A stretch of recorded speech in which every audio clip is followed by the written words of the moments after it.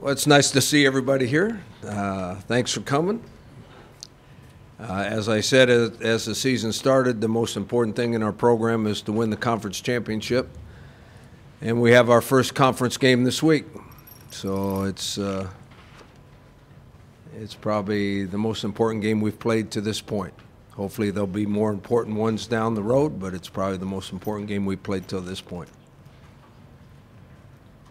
Rocky, the fans are probably still enjoying the win from Saturday and looking forward to what the possibilities are this season. But as a coach, where do you get the enjoyment out of the wins like that? Because you guys have to kind of move on within 10 minutes of the game. We enjoy it from the end of the game until the next morning about 10 o'clock when we start working on the next opponent. Our players get to enjoy it all the way until Monday's meeting, so they get to enjoy it for a couple of days. And hopefully they don't enjoy it anymore. Hopefully their minds are set on the next opponent. Rocky, what's the feeling you get from your team? Are they a lot of teams have hangovers after back-to-back wins like you've had, breaking into the national ranking. I mean, people are talking New Year's Day, alternate bowl games. Do you feel like your players are still in that, or they kind of realize what's at stake this week? I don't think we're in that, but I was wrong last year at this same point in the season. We had a very veteran football team last year, and I didn't think they would fall to that, but they did. I don't think this year's team will. We don't plan on doing it, but that's more them than us. I mean, the coaches are all on the right page. I mean, we had a staff meeting at 10 o'clock Sunday morning, and we were on the right page 15 minutes later. If they weren't, they are after I talked to them. Now, the team, we can talk to the team all we want, just like we teach players and do everything and try to get them to do what we want them to do. They're strong-willed young men. They do what they want now, most of the time. Do you get a sense from the fans of how important or how big that win was and what feedback do you get from that, and what's your reaction to some of that? Well, I thought it was an awful big victory, and it was great for the program when I saw everybody rush the field. I thought that was really cool. Since that time, I haven't asked for feedback, and I don't look for feedback. I'm worried about Air Force. I mean, I don't have any opinion on or any feel for how big a victory that was to our fans or the media or anything else. I've moved on. I got more important things to do than worry about that game. So is it after the season that you kind of reflect at all on what the accomplishments were, or when do you? Yeah, I mean, I'll tell you, last year I really enjoyed our bowl game because it was the last game of the year and we played really good. And I enjoyed that for quite a while. Yeah. What are the biggest challenges that Air Force presents?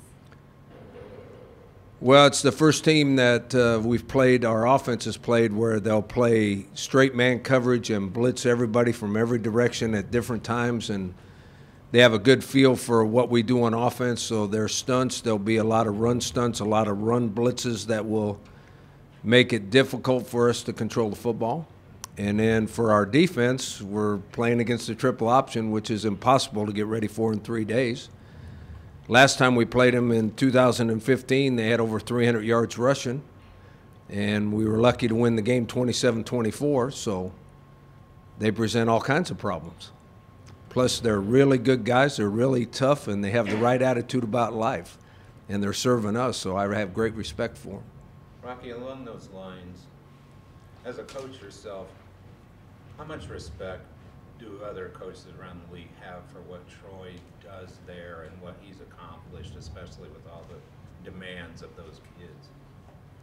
Well, I think every coach in the country is impressed with all the academies because we realize those are special kids that are willing to give up some personal freedoms and some personal want-tos in order to work for their country eventually and protect all of us. So we have great respect for them. And I think that at times they don't have as much time as we do for practice and meetings and all that kind of stuff because of the demands that they have. But I also think they're special kids. They can get a lot done in a short period of time just because of the discipline they are forced to have and the discipline they probably had before they got there. Their attitude is unbelievable, or they wouldn't be there. They're motivated guys. They're confident guys. They're tough guys. What else do you want as a coach? And what Troy's done with this team is really impressive, what he's done since he's been there. What do you think of the triple option, and do you like it, or is it this kind of a week that you dread a little bit? I hate it as a defensive coach, but I think it's the best offense that's ever been designed. I've said that many, many times, because you don't have to block everybody. Decisions by the quarterback eliminates defenders without them even being touched. So that allows other people on the offense to block other guys. And so the quarterback, just by his decision-making, eliminates 2 or 3 defenders. So they have huge advantages when they're blocking everybody else. How many more big games?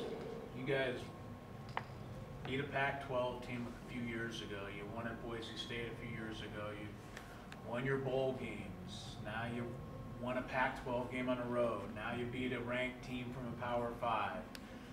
Is it ever going to be enough to where you can feel like people will accept the fact that San Diego State truly has arrived as one of the better football programs on the West Coast? Well, I don't really worry about what other people think. Speaking as a coach, no, it's never enough. It's never enough until you win every game.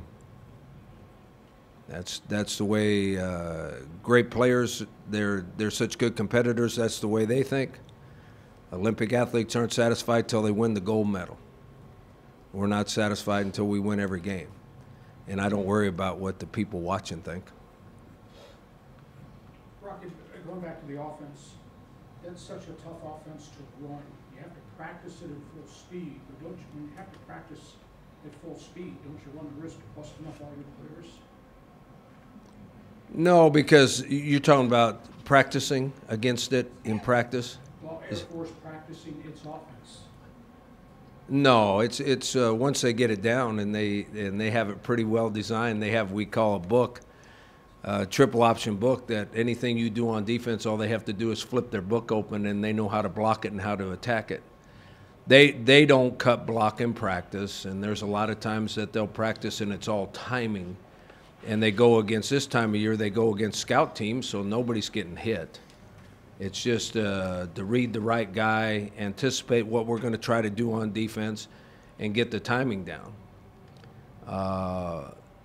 Just like when we're practicing against it, we don't get the speed that they're going to run it at us on Saturday, but we don't let our scout team cut block or any of that kind of stuff. So the first time our players get cut at the line of scrimmage is on game day. In this day and age, nobody cut blocks except triple option teams.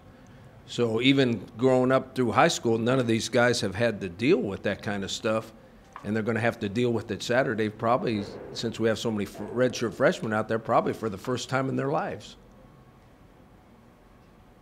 I know you said that popular opinion is irrelevant, but there are various recruits, high school seniors, who are going through their recruiting trips and seeing some of your players, and you've said yourself that you want players who are going to fit in and who have the right attitude.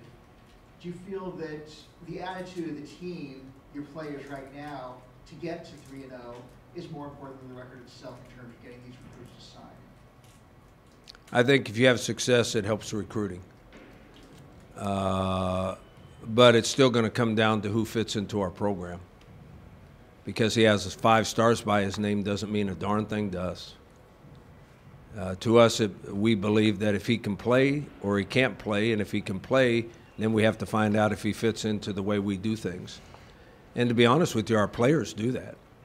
When we recruit them, our players tell them exactly how it's going to be, and we get the ones that fit in, and we don't get the ones that don't fit in.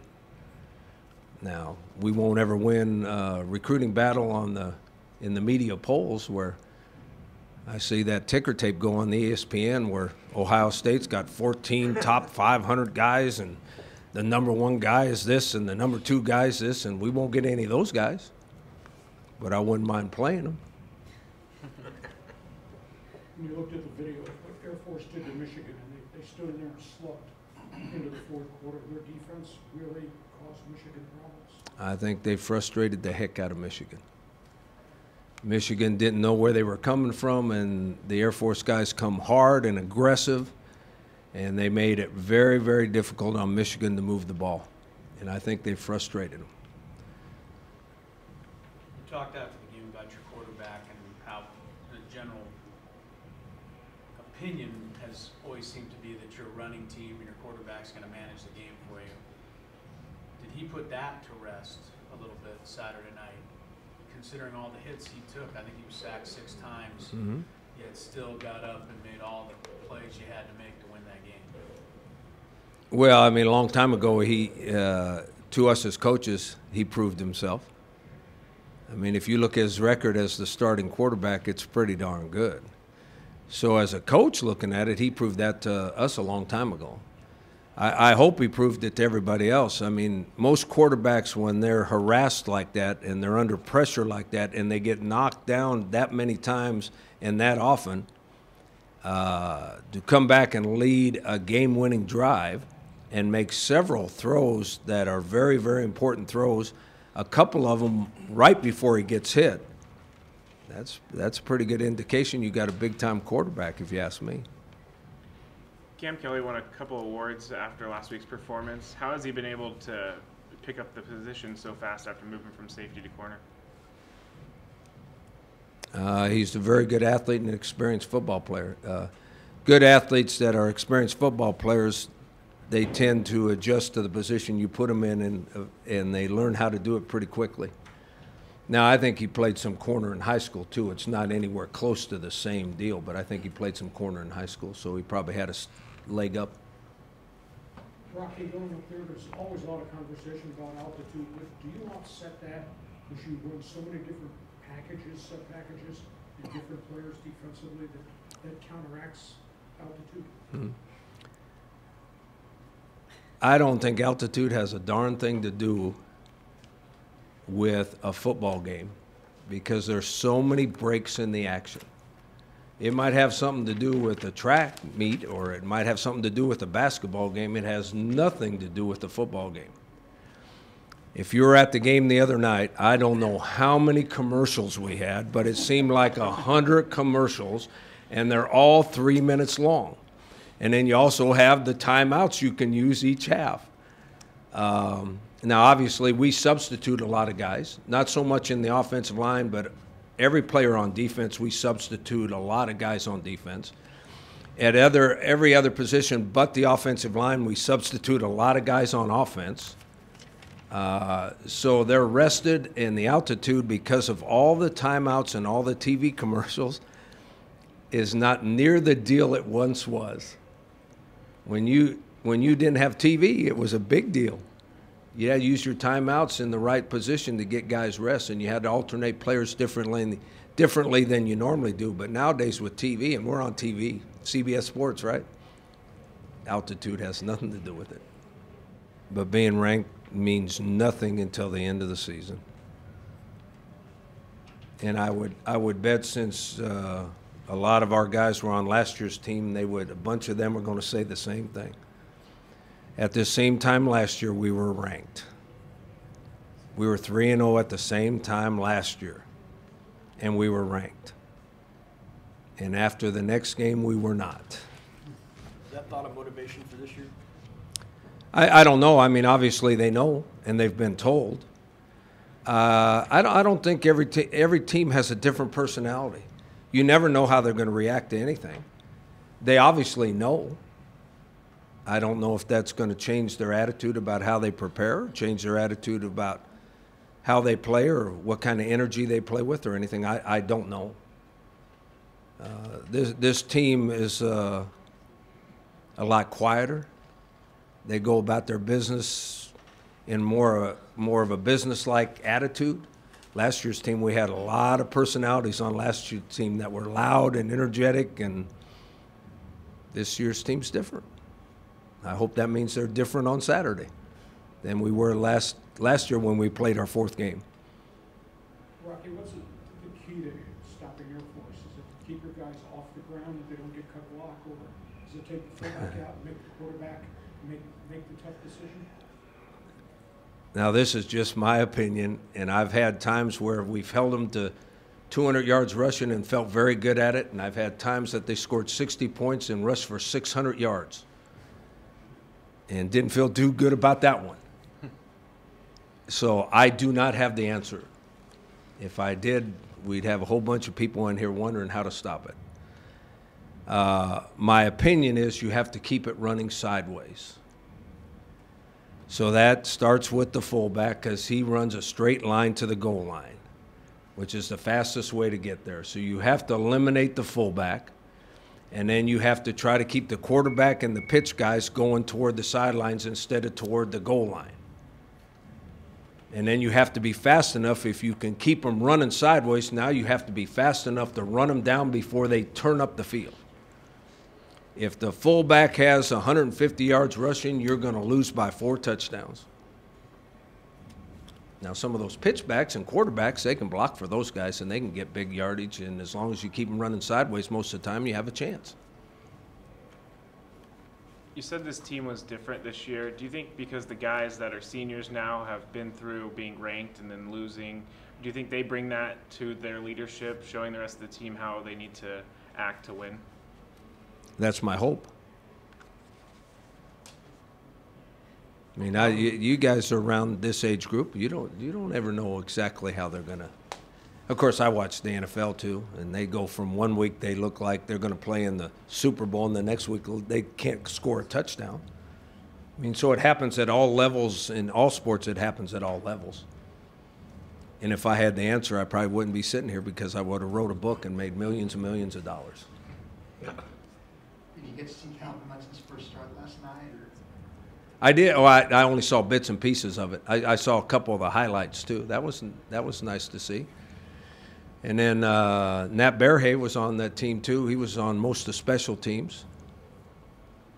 And then I saw a kid from USD return a punt for a touchdown. That was kind of fun to watch all that. Yeah. Alex Barrett played. I never saw him get in the game. Did he get in the game at fullback or defensive line? Defensive line. Oh, okay, because they're using him as a fullback too. I'm curious on Calvin Munson. I mean, he wasn't drafted at all. How many people talked to you about Calvin Munson, and how many people did you tell you might want to think about drafting this guy because he's a pretty good player? Every pro scout that walked in here. They make up. I mean, they make up their own decisions. I mean, we do too. I mean, we have high school coaches that swear they have the best player that ever played in the history of the world, and we watch him. We watch him on tape and don't think he can play. I mean, so we tell those pro scouts, all the guys we think that are NFL type players, and we're sure they can play, and we love them, and they did this for us and that for us. They still make those pro guys make their own decisions. You know, they're looking at us going, yeah, sure, I just watched him on film. He can't play. So, yeah, I mean, you get attached. High school coaches get attached to their players, and college coaches get attached to their players. But how do you suppose the pros could look at Calvin Munson and say he can't play based on what he accomplished here and all the tackles and plays? I agree. He had 300 and some tackles. He had like 14 or 15 sacks. He had 4 or 5 interceptions. I agree totally. Ask them. But he made the team, and because of an injury, he started. Do you think they missed because they're looking at what time he's doing and how much he's lifting and all that stuff? A lot of the NFL guys miss because they go by the numbers. He's not real tall.